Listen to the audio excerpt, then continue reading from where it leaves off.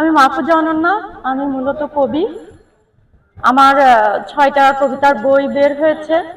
২০১৮ সাল থেকে আমি প্রথম কবিতার বই দিয়ে আমার বই প্রকাশ শুরু করি।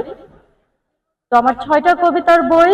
এইবার আমি প্রথম গল্প লিখেছি। গল্প বইয়ের নাম সীসার পালক। গল্পের বইটি বের হয়েছে অমর একুশে বইমেলার শব্দ শিল্প থেকে।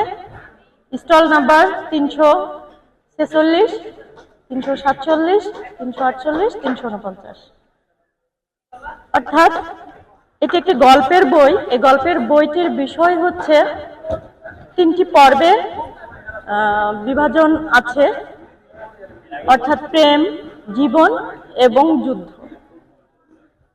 আমরা অনেকেই জানি গত জুলাই আগস্ট আমাদের যে গণহত্যা চলেছে, আমাদের দেশে যত হত্যাকাণ্ড হয়েছে সে বিষয়ের উপরেও কিন্তু এখানে ৬টি গল্প আছে। জীবনমুখী ৫টি গল্প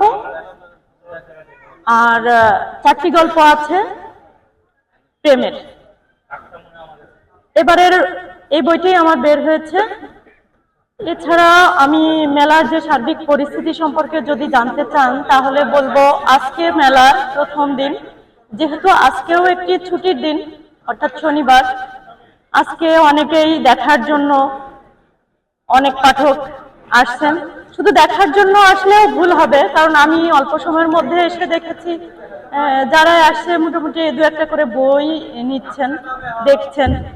ভালোই লাগছে, মনে হয় ভালো হবে। এখনো কিছু কাজ বাকি রয়ে গেছে কিছু স্টলের।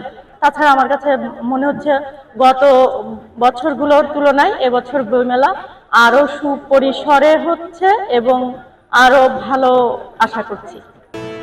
ডেইলি বিডি টকস, সকলের কথা বলে।